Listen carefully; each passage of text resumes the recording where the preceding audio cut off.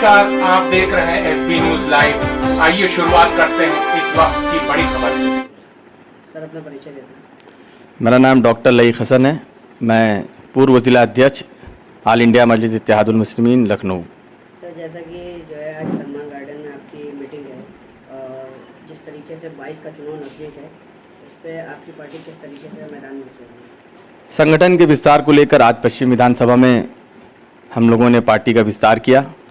कई पदाधिकारी बनाए गए, महासचिव, सचिव, कोषाध्यक्ष और काफ़ी स्तर पर लोगों को जोड़ा गया। काफ़ी लोगों ने मेंबरशिप ली और ये हमारी पहली तैयारी है पंचायत के लिए। हम लोग कोशिश कर रहे हैं कि अपने संगठन को मजबूत करके पंचायत चुनाव में हिस्सा लें और पंचायत के बाद 2022 में हमारी पूरी तैयारी हो चुकी है। जैसे कि आपने देखा होगा कि हमारे राष्ट्रीय अध्यक्ष बैरिस्टर असदुद्दीन ओवैसी साहब भी कई बार आ चुके हैं। अभी उतरौला लास्ट टाइम आए थे। प्रदेश अध्यक्ष जी के भी प्रोग्राम लगे हुए हैं। अभी 5 दिन का दौरा ख़त्म किया, पश्चिमी उत्तर प्रदेश का दौरा लगा हुआ है। बहुत जल्दी हम लोग पश्चिमी उत्तर प्रदेश का भी दौरा करेंगे और 2022 के चुनाव की रणनीति जो है उसको मजबूती से हम लोग चुनाव फेस करेंगे। सर जैसा कि 2022 का चुनाव नज़दीक है, इस पे आपको क्या लगता है आपकी पार्टी इस बार चुनाव लड़ेगी, कितनी सीटें निकाल सकती है? भाई, लोकतंत्र में चुनाव लड़ने का अधिकार तो सबके पास है, लेकिन कुछ लोगों का कहना ये है कि उनकी अपनी जागीर है कि वही चुनाव लड़ सकते हैं।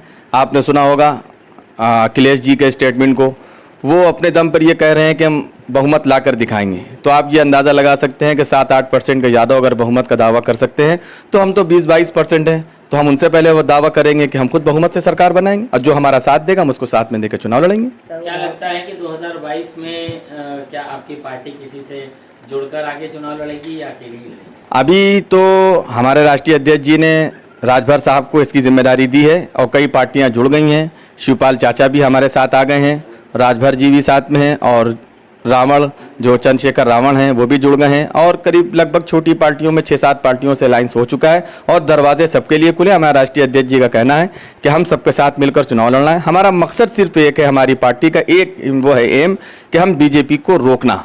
उत्तर प्रदेश में दोबारा सरकार बीजेपी की ना बने, क्योंकि इस सरकार में आप लोगों ने देखा कि सिवाय भ्रष्टाचार के, सिवाय गुंडागर्दी के, सिवाय उसके कोई काम नहीं हो पा रहा है। हम सब परेशान हैं, त्राही त्राही मची हुई है, महंगाई अलग बढ़ गई है और आप रेप की घटनाओं को देख रहे होंगे। आप लोग तो पत्रकार बंधु हैं, आप लोगों को हमसे ज़्यादा जानकारी रहती है किस तरह यहाँ पर चल रहा है जंगल राज। उस जंगल राज को मिटाने के लिए सभी दलों को एक साथ लेकर हमारे राष्ट्रीय अध्यक्ष जी का एम है कि हम बीजेपी को रोकेंगे। सर जैसा कि जो है और जो पार्टियां हैं वो कहती हैं कि ये बीजेपी की बी टीम है, MIM, उस पर आपको क्या कहना है?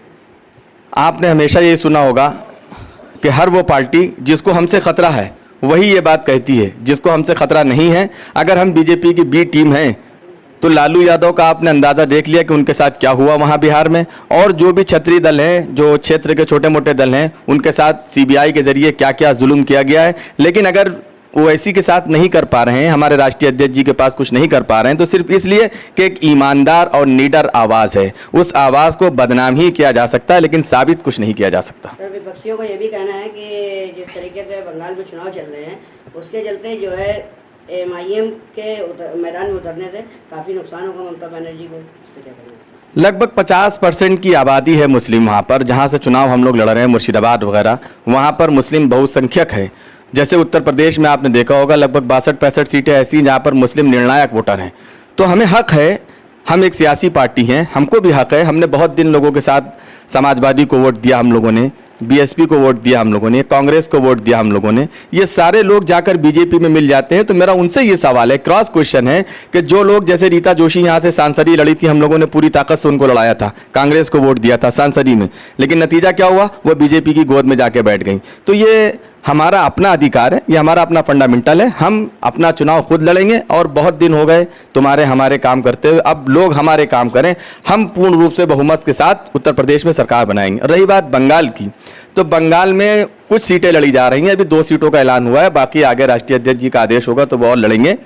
अब हमारा भी अधिकार है चुनाव लड़ने का। जिस तरह से आपको याद होगा कि जब सबसे पहले मायावती पार्टी बनी थी BSP की, तो कई सीटें आई थी, इसका आप लोगों को अंदाज़ा होगा। समाजवादी जब पहली बार चुनाव लड़ी तो आप लोग को याद होगा 1 या 2 सीटें आई थी। इसी तरह देखिए बिहार में हम लोगों ने सीटें लड़ी, कम से कम सीटें लड़कर हम लोगों ने वहाँ पर एक नया कीर्तिमान स्थापित किया। अभी आप देख लिए, ये आपके गुजरात में 15 दिन की मेहनत के अंदर हमने उनके मेयर को पीछे करके अपना डिप्टी मेयर साबित कर दिया कि हम ही हैं जो बीजेपी को रोक सकते हैं।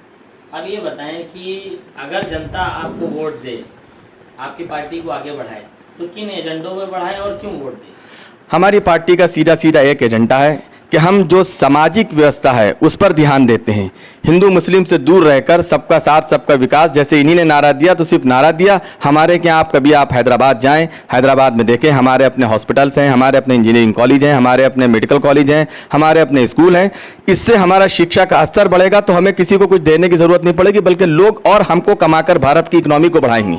अभी क्या है कि हमारे पास ना स्कूल हैं, आप प्राइमरी पाठशालाओं को देख लिए, डिग्री कॉलेजेस को देख लिए, स्कूलों को देख लिए, कहीं पर कोई व्यवस्था नहीं है। हमारे पास मेडिकल के नाम पर कोई चीज़ नहीं है।